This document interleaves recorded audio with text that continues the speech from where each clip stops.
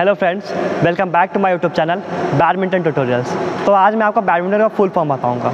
यानी कि बैडमिंटन में कोई फुल फॉर्म नहीं है कि बैडमिंटन का कोई फुल फॉर्म है, बट मैं आज आपको कुछ इंपॉर्टेंट चीज़ बताने वाला हूँ कि अगर आप एक बैडमिंटन प्लेयर हो तो आपका क्या कैरेक्टरिस्टिक होना चाहिए, यानी कि आप में वो सारी कैरेक्टरिस्टिक है या नहीं, और अगर नहीं है तो आपको वो सारी कैरेक्टरिस्टिक डेवलप करनी चाहिए। तो अभी जो मैं आपको बताने वाला हूँ एक बैडमिंटन प्लेयर का कैरेक्टरिस्टिक है और ये आपके अंदर होना बहुत ज़रूरी है। तो चलो जानते हैं कि वो क्या है। तो फर्स्ट चीज़ जो है वो हमारा बी स्टैंड फॉर बिहेवियर, यानी कि आप जब बैडमिंटन कोर्ट के ऊपर हो तो आप कैसा बिहेव करते हो, आप लोगों से कैसा बिहेव कर रहे हो, यानी कि जो अंपायर है आप उससे कैसे बात करते हो, आपका लोगों से बात करने का तरीका कैसे, जो आपके जूनियर से आप उनसे कैसे बात करते हो। कहीं ऐसा तो नहीं कि आप उनसे अच्छे से बात नहीं कर रहे हो, आप अच्छा खेलते हो तो इसका मतलब ये नहीं कि जो ख़राब खेलता है उससे आपको अच्छे से बात नहीं करना है। तो आपका बिहेवियर बहुत ही स्वीट होना चाहिए, क्योंकि ये आपको ये डिफाइन करता है कि आप कैसे प्लेयर हो। आपका गेम अच्छा है ये वो मैटर नहीं करता है, आपका बिहेवियर कैसा है वो बहुत ज़्यादा मैटर करता है। तो बीइंग अ बैडमिंटन प्लेयर आपका बिहेवियर जो है वो हमेशा अच्छा रखना है। भले आप कितना भी अच्छा खेलो या आपसे जो भी छोटा प्लेयर है या कोई बड़ा प्लेयर है, डजंट मैटर, आपका बिहेवियर हमेशा दूसरों के लिए अच्छा होना चाहिए। ए स्टैंड्स फॉर एम्बिशन, यानी कि जब आप बैडमिंटन खेलना स्टार्ट किया, आपका मैच चल रहा है, तो आपका जब मैच स्टार्ट हुआ है तो ये नहीं कि जब सामने वाला प्लेयर लूज़ है तो आप उसको देख अपना गेम लूज़ कर रहे हो। जो आपका एक एम होना चाहिए वो ये होना चाहिए कि आप स्टार्टिंग पॉइंट से ही खींच के उस पॉइंट्स को लेकर लास्ट तक ले जाओ। यानी कि ये नहीं कि आपका लूज़ प्लेयर हो तो आप उसके अकॉर्डिंग ही लूज़ खेलने लगो और अपना गेम फिर उसको बर्बाद कर दो।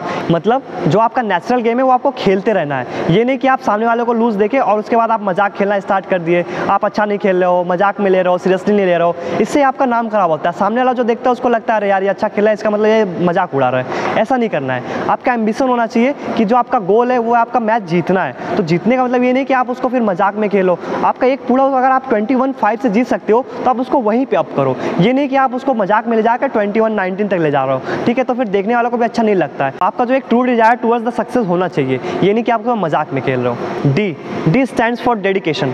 तो अगर आप एक बैडमिंटन प्लेयर बनना चाहते हो, सीरियस बैडमिंटन प्लेयर बनना चाहते हो और आपके अंदर डेडिकेशन ही नहीं है। अब डेडिकेशन नहीं है का मतलब क्या है, यानी कि आपको खेलने जाना था सुबह 5 बजे और आपको आ रही है नींद, आप उठ नहीं पाए या आप उठना नहीं चाहे, तो ये आपका डेडिकेशन शो नहीं करता है। अगर आप एक बैडमिंटन प्लेयर हो तो आपको 5 नहीं 4 बजे भी उठना पड़ेगा अगर आप खेलना चाहते हो तो।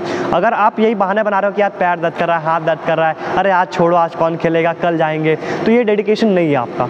आपका डेडिकेशन ऐसा है कि आपको जाना है तो जाना है, चाहे कुछ हो जाए, ठीक है। अगर हम डेडिकेशन की बात करें तो आप ली चोंगवे को देखो, उनका डेडिकेशन कितना ज़्यादा है। वो एक दिन मैच जीते थे, वो BWF का मैच जीते थे, उसके नेक्स्ट डे ही वो लोग शाम को यानी कि प्रैक्टिस पे ही चले गए। अब सोचो उनमें क्या था, अगर वो चाहते तो एंजॉय कर सकते थे, अपने पार्टी कर सकते थे, बट उन्होंने क्या किया, उनमें एक डेडिकेशन था, तभी इसीलिए वो लेजेंड के नाम से जाना जाते हैं, क्योंकि उनमें एक डेडिकेशन था, बहुत ज़्यादा डेडिकेशन था। और हमेशा से वो लेजेंड इसीलिए रहे क्योंकि उनमें जो डेडिकेशन है बहुत ज़्यादा है, ठीक है। तो अगर आप बैडमिंटन प्लेयर बनना चाहते हो, सीरियस बैडमिंटन प्लेयर, तो आप में वो डेडिकेशन दिखना चाहिए। मतलब आपका जो टाइमिंग है खेलने का, जाने का, आपको उसमें और कुछ भी नहीं करना है। आप भले दूसरी चीज़ों से कॉम्प्रोमाइज़ कर लो, लेकिन जो आपका प्रैक्टिस टाइम है आप उससे बिल्कुल भी कॉम्प्रोमाइज़ मत करो। तो आप में डेडिकेशन होना चाहिए कि आपको जाना है, खेलना है और सीखना है, ठीक है। जब तक ये डेडिकेशन नहीं आएगा ना तब तक आपको कोई कुछ नहीं कर सकता। और ये डेडिकेशन आपका खुद का होना चाहिए। ये नहीं कि पेरेंट्स घर वाले ज़बरदस्ती भेज रहे हैं जाओ जाओ खेलने जाओ और फिर आप ऐसे इस बैग उठा के आ जा रहे हो, ठीक है, ये ऐसा नहीं चलेगा। आपको अगर सीखना है तो आपका डेडिकेशन खुद का होना चाहिए, यानी कि सेल्फ डेडिकेशन बहुत ज़्यादा मैटर करता है। आप जब भी कुछ भी चीज़ खेल रहे हो, ये बात नहीं करो बैडमिंटन का, बट अगर आप सीखना चाहते हो तो आपका डेडिकेशन आपके अंदर होना बहुत ज़रूरी है। M stands for motivation. अब ये बहुत ज़्यादा रोल प्ले करता है, क्योंकि मैं आपको एक चीज़ बताना चाहता हूँ कि लाइफ में आपको ना जो सबसे ज़्यादा कोई मोटिवेट कर सकता है ना, वो कोई और नहीं, पता है कौन है, वो आप खुद हो। क्योंकि अब जो सेल्फ मोटिवेशन होता है ना, वो अपने आप को बहुत ज़्यादा ये मोटिवेट करता है और अपने आप को बहुत हेल्प करता है। क्योंकि मैंने देखा है कि मोटिवेशन जो होता है दूसरों से मिलता है, ठीक है, उसको हम सुनते निकाल देते हैं, बट जो सेल्फ मोटिवेशन होता है ना, वो बहुत ज़्यादा हमें लाइफ में हेल्प करती है।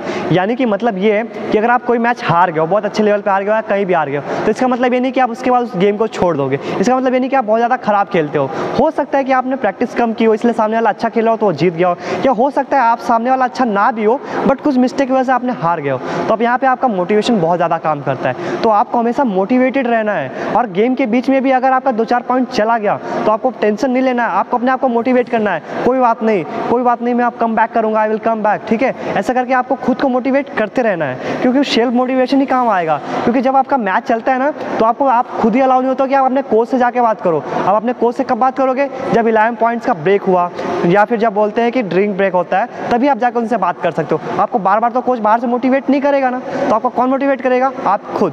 I known for the intelligence means जब आप बैडमिंटन खेलो तो ये नहीं कि बस आप शटल आ रही है तो आप बस पार कर रहे हो, शटल आई मार दिए, शटल आई मार दिए, शटल कहीं भी मार रहे हो, ऐसा नहीं चलता है। आपका यहाँ पे इंटेलिजेंस बहुत ज़्यादा काम करता है। इंटेलिजेंस मीन्स ये कि आपको देखना है कि जगह खाली कहाँ पे, खाली जगह कौन से, कहाँ पे आपको प्लेसमेंट करना है, प्लेयर किधर मूव कर रहा है, प्लेयर किधर नहीं मूव कर रहा है, ठीक है, और प्लेयर की वीक पॉइंट क्या है, कहाँ पे नहीं है, प्लेयर कहाँ पे कम पॉइंट पे मार रहा है, ठीक है। मतलब कि आपको सब कुछ नोट करना है और आपका इंटेलिजेंस यहाँ पे बहुत ज़्यादा काम करेगा। इस तरह से अगर आप देखोगे और आप मतलब बोलो सिंपल सा भाषा में बोलो तो आपको दिमाग लगा के खेलना है, ठीक है। मतलब कि देख के आपको प्लेयर को भगाना है, प्लेयर को जानना है, उसको परखना है कि कैसा प्लेयर है ये, ठीक है। तो आप अगर बैडमिंटन प्लेयर हो तो आप में इंटेलिजेंस अच्छी होनी चाहिए, तभी एक अच्छा गेम खेल सकते हो ना। ये तो नहीं कि आप कहीं भी शटल बस मारे जा रहे हो, कोई मतलब ही नहीं है। सामने वाला तो फिर आपको धो देगा, वो कहीं भी मार देगा, फिर वो खाली जगह पे मारेगा, आपको भगाएगा। इसलिए आपको दिमाग लगा कर पूरे मैच में खेलना होता है। इसलिए आपका इंटेलिजेंस जो है बहुत ज़्यादा मैटर करता है जब आप कोई भी मैच खेल रहे हो। N stands for natural means मैंने बहुत सारे प्लेयर को देखा है कि वो बहुत ज़्यादा शो ऑफ करने लगते हैं, ओवर एक्टिंग करने लगते हैं। तो आप अगर एक बैडमिंटन प्लेयर हो, आज अच्छा खेलते हो या अच्छा नहीं खेलते हो, या बहुत ज़्यादा अच्छा खेलते हो, डजेंट मैटर, आपको शो ऑफ क्यों करना है, मैं ये पूछना चाहता हूँ। मैंने बहुत सारे प्लेयर को देखा जो शो ऑफ करते हैं। अगर आप शो ऑफ कर रहे हो इसका मतलब आप प्लेयर नहीं हो, आप में वो कैरेक्टरिस्टिक नहीं है जो आपको प्लेयर बनाती है। आपको प्लेयर बनाती है आप जितना ज़्यादा नेचुरली बिहेव करोगे। मीन्स आपको कभी भी ज़्यादा शो ऑफ नहीं करना है। अरे ठीक है आप अच्छा खेलो, आपके पास अच्छा किट बैग, अच्छा रैकेट है, कोई बात नहीं है तो है, आप अपना गेम से शो करो ना, आपको ऐसा दिखाने का कोई जरूरत नहीं है, ठीक है। ओवर एक्टिंग कभी नहीं करना गेम के बीच में। अब मैंने देखा है कि आप ओवर एक्टिंग करने लगते हो, स्टाइलिश शॉट खेलने लगते हो, ये खेलने की जरूरत नहीं है। आपको नेचुरली खेलना है, आप जितना नेचुरली खेलोगे आप उतना ज़्यादा अच्छा करोगे, ठीक है। इसलिए आपको हमेशा ध्यान रखना है कि आपको कभी भी शो ऑफ नहीं करना है और आपको ओवर एक्टिंग नहीं करना है गेम के बीच में। T stands for target means आपका बस ये टारगेट नहीं होना चाहिए कि आपको एक मैच जीतना है। एक मैच नहीं जीतना है आपको। आप अगर कोई टूर्नामेंट खेलने गए हो तो आपका टारगेट होना चाहिए कि आपको उस टूर्नामेंट को ही जीतना है, ये नहीं कि आपको बस एक मैच जीतना है, ठीक है।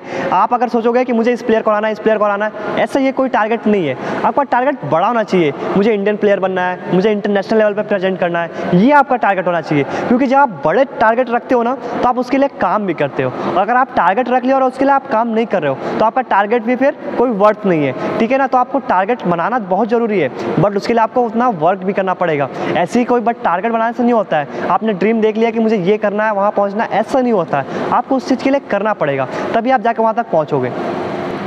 O stands for opportunity means badminton आप जब खेल रहे हो तो आप देखोगे कि आपको शटल बहुत समय ऐसा होता है कि आपको इतनी हाइट पे मिलते हैं जिसमें आप टैप कर सकते हो, फिर भी आप टैप ना करके आप क्या करते हो, ड्रॉप मार देते हो। यानी कि बहुत सारे ऐसे शॉट आते हैं आपके पास जिसमें आपका पॉइंट होता है, आपके पास बहुत अच्छा अपॉर्चुनिटी होता है कि आपको 100% आपका पॉइंट होता है, बट क्या होता है आप एकदम ओवर कॉन्फिडेंस में क्या करते हो, उस पॉइंट को गवा देते हो, यानी कि उस पॉइंट को लूज़ कर देते हो। क्यों करते हो वो? क्योंकि आपके पास ओवर कॉन्फिडेंस होता है और उसमें आप फिर उसको ऐसे ही कहीं ना कहीं मार देते हो, इसकी वजह से आप वो पॉइंट लूज़ कर देते हो।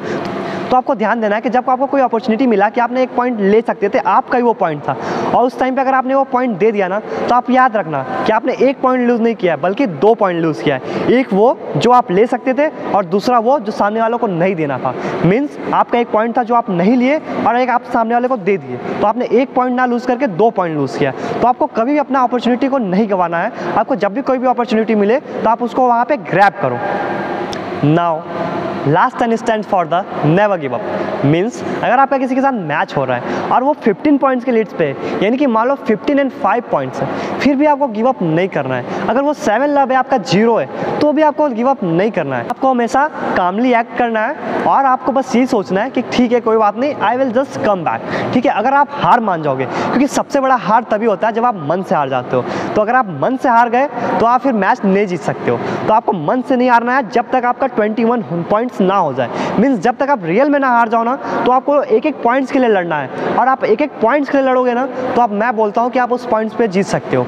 तो आपको क्या नहीं करना है, कभी भी हार नहीं मानना है। सामने वाला कितना भी अच्छा हो ना, अगर आप कॉन्फिडेंट हो, आप हार नहीं मानते हो, तो मैं आपको बोलता हूँ कि आप वो मैच भी जीत सकते हो। क्योंकि मैंने ऐसा बहुत सारा जगह देखा है जो काफ़ी अच्छे प्लेयर्स भी हारे हैं। वो क्यों हारते हैं? क्योंकि उनमें कॉन्फिडेंस की कमी होती है और वो मैच हार मान जाते हैं। क्यों? अगर वो 4-5 पॉइंट से लीड छोड़ दिए तो वो हार मान जाते हैं। तो आपको कभी भी हार नहीं मानना है लास्ट पॉइंट तक। सो आई होप आपको ये वीडियो अच्छी लगी हो और आपके लिए हेल्पफुल हो।